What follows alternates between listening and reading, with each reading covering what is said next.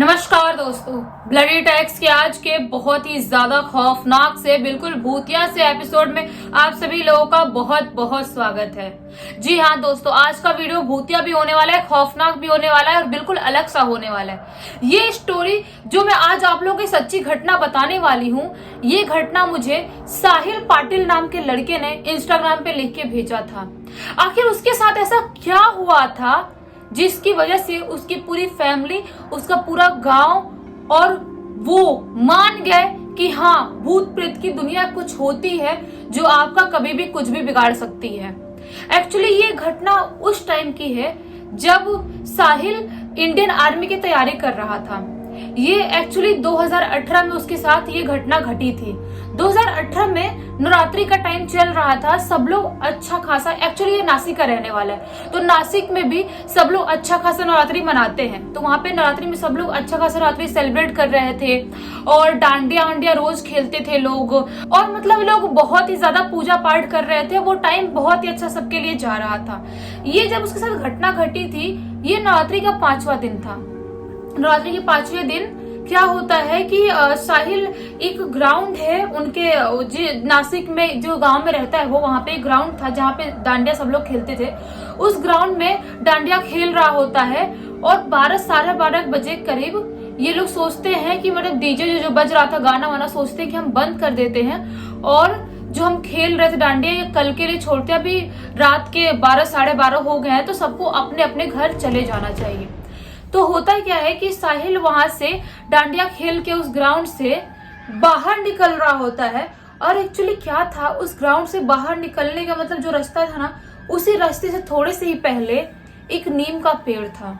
जो नीम के पेड़ को मानते थे लोग कि ये बिल्कुल भी नॉर्मल नहीं है, ये एक भूतिया पेड़ है। आखिर वो पेड़ आखिर भूतिया हुआ क्यों लोग उस पेड़ से डरते थे, मैं आप लोगों को थोड़ी सी बैक की स्टोरी बता देती हूँ। एक्चुअली जो वो नीम का पेड़ था, ग्राउंड से थोड़ा सा निकलने के बाद बाहर ही, उस नीम के पेड़ के पास ही एक जो आदमी था, मतलब 45-50 के एज का आदमी होगा, वो अपने आप को जला के वहां पे खुदकुशी कर लिया था। जिसकी वजह से लोगों को, जब भी लोग वहां से गुजरते थे, कुछ ना कुछ फील होता था। या बहुत लोगों को हॉन्ट भी किया उस आत्मा ने, या रात में कोई उस पेड़ के पास बाहर का इंसान बैठ गया आके, उसको पता नहीं चला, तो वो शायद उसकी जिंदगी का आखिरी पल हो। ऐसा वाला सिचुएशन था उस पेड़ के पास का। लेकिन ये बात साहिल को पता तो थी, लेकिन अभी क्या कर सकता है, क्योंकि वो ग्राउंड से बाहर निकल रहा था, सब लोग जा चुके थे। अपने दोस्तों से बात करने के चक्कर में थोड़ा सा उसका टाइम वहां पे वेस्ट हो गया था। यही 1 बज गए थे रात के। नवरात्रि का 5वां दिन था, सब लोग निकल गए। उसके बाद क्या होता है कि ये सोचते हैं कि मैं भी अब निकल जाता हूँ। ये निकलने के लिए जैसे ही ग्राउंड से बाहर निकल रहा होता है, उसको पेड़ दिखाई देता है नीम का।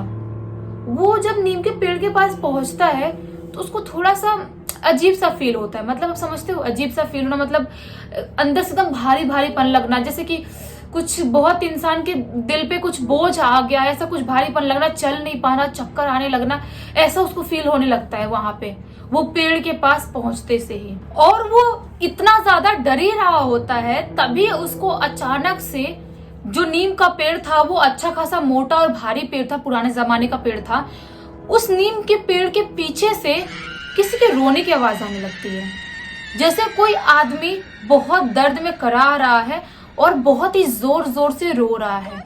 उसको समझ में नहीं आता, उसकी हार्ट बीट थी वो बढ़ जाती है। उसको लगता है कि मतलब इतने रात में इस पेड़ के बारे में तो मैंने कभी भी कुछ भी अच्छा सुना नहीं हूँ, और पेड़ के पीछे रो कौन रहा है। वो इतना ज्यादा डरने लगता है, तभी जो रोने की आवाज थी वो चीखने में बदल जाती है। जैसे कोई किसी को बहुत जोर से मार रहा है या कोई दर्द में चिल्ला रहा है, बहुत ही जोर जोर से चिल्ला रहा है, ऐसी आवाज आने लगती है।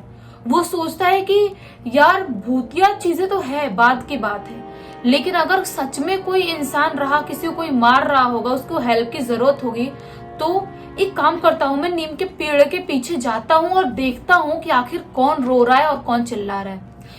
जब वो पेड़ के पीछे जाता है, वो क्या देखता है कि एक आदमी बैठा हुआ है सफेद कपड़े में, उसके कपड़े फटे हुए हैं और उसकी शक्ल भी बहुत अजीब सी दिखाई दे रही है, जैसे कि उसने सदियों से कुछ खाया पिया नहीं हो, जैसे कि मतलब उसकी आंखें भी अजीब सी एकदम वाइट उसकी पुतली दिखाई दे रही थी, जैसे वो इंसान ना हो कुछ और हो। उसको डाउट होता है कि यार ये तो कुछ गड़बड़ हो रहा है। वो सोचता है कि मुझे यहाँ पे बहुत टाइम तक नहीं रुकना चाहिए। जो आदमी उसको बैठा हुआ दिखाई दिया था नीम के पेड़ के पीछे, वो उठ के खड़ा हो जाता है एक झटके में और वो बोलता है कि साहिल मेरे पास आओ। साहिल बहुत ज्यादा शॉक्ड हो जाता है, सोचता है कि मैं इस इंसान को जानता नहीं हूँ, ये ना ही हमारे गांव का है, तो वो आखिर मेरा नाम जानता कैसे है।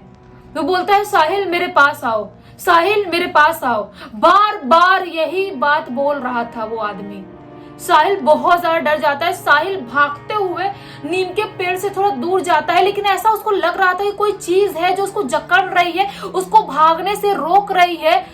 कोई जैसे कि उसके पैर में बेड़ियां लग गई हो, ऐसा हो गया था। वो भाग भी नहीं पा रहा था, जैसे कोई बहुत भारी भरकम इंसान उसके ऊपर आके बैठ गया हो, ऐसा फील कर रहा था साहिल। वो मन ही मन हनुमान चालीसा पढ़ना स्टार्ट कर देता है, क्योंकि वो हनुमान जी का बहुत बड़ा भक्त था। वो जैसे ही हनुमान चालीसा पढ़ना स्टार्ट करता है, आंख बंद कर लेता, बोलता है आज मैं शायद नहीं बच पाऊंगा अगर हनुमान जी मेरे को नहीं बचाए तो। क्योंकि जो उसके बॉडी पे भारीपन लग रहा था, वो ऐसा लग रहा था कि वो शायद बचेगा नहीं। उसकी सांस फूलने लगी थी। वो हनुमान चालीसा भी नहीं पढ़ा, लेकिन कैसे भी हिम्मत बांध के पढ़ना स्टार्ट करता है और आंख बंद कर जैसे हनुमान चालीसा वो खत्म होता है, आंख खोलता है, जो चीखने चिल्लाने की आवाज आ रही थी उसके पास, वो सब आवाज बंद हो चुकी थी। और जब वो देखता है आंख खोल के, जहां पे वो आदमी उसको दिखाई दे रहा था, वहां पे वो आदमी था ही नहीं।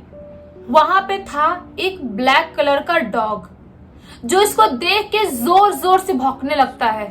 साहिल को देख के साहिल बहुत डर जाता, सोचता है कि यार वो आदमी कहाँ गया और यहाँ पे ब्लैक डॉग कैसे आ गया। वो जो ब्लैक डॉग था वो इतने जोर जोर से भाग रहा है जैसे साहिल को काट लेगा। और साहिल उस ब्लैक डॉग को देख के बहुत ही स्पीड में भागने लगता है, इतने जोर से भागने लगता है। वो जो डॉग था, जो कुत्ता था, उसका पीछा करना स्टार्ट कर देता है, पीछा करने लगता है, वो भागने लगता है। और भागते भागते साहिल सीधा अपने घर पे जाके रुकता है, अपने घर के बाहर। जब पीछे मुड़ के देखता है तो वो जो डॉग उसके पीछे भाग रहा था वो वहां पे था ही नहीं। जो उसके घर के थोड़े दूर बाहर तक उसका पीछा कर रहा था, जो भौंक रहा था, वो डॉग वहां पे था ही नहीं। वो डॉग वहां से गायब हो चुका था। साहिल को ये बात बिल्कुल समझ में नहीं आती है कि आखिर वो काला कुत्ता था तो था कौन, और जो आदमी मुझे दिखाई दे रहा था वो अचानक से गायब कहाँ हुआ। ये जो गुत्थी थी वो सुलझा नहीं पाता है, लेकिन सोचता है कि मैं कैसे भी बच गया और अपने घर आके पहुंच गया। यहाँ पे वो घर पे जाता है, अपने घर वालों को सारा इंसिडेंट बताता है और उस रात में सो जाता है।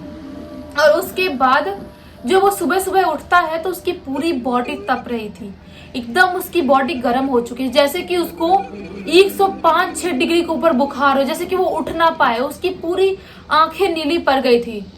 एक रात में किसी की हालत इतनी खराब होना, ये बहुत ही ज्यादा मुश्किल था, कि मतलब सोचना मुश्किल था कि एक रात पहले वो ठीक था, उसकी आंखें पूरी नीली पड़ गई और उसकी बॉडी पे नीले नीले धब्बे, जैसे किसी ने बहुत मारा हो उसको, ऐसा हो गया था उसका पूरा बॉडी।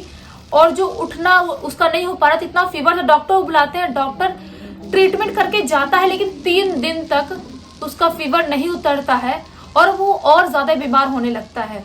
फिर जो घर वाले थे वो मानते थे कि वहीं पे एक मंदिर है उनके गांव में ही, जहाँ का प्रसाद शायद कोई खा ले, ऐसी बुरी शक्ति है, डायन का प्रभाव या कोई भी ऐसी बुरी शक्ति है या कोई भूत प्रेत है, उसका बाधा खत्म हो जाता है। तो उस मंदिर से प्रसाद लाते हैं और साहिल को खिलाते हैं।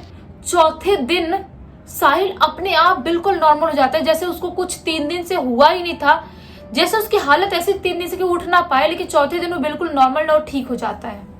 आज शायद साहिल फौज में होगा, क्योंकि वो फौज की तैयारी वो टाइम पे करता था, लेकिन वो जो रात उसके साथ बीती थी वो रात वो आज तक नहीं भुला पाया।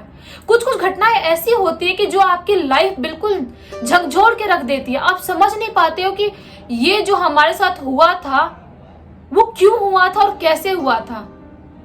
लेकिन जो कुछ लोग होते हैं जो भूत प्रेत पे नहीं मानते हैं, लेकिन जो मानते हैं उनके साथ बहुत ऐसी घटनाएं घटती हैं।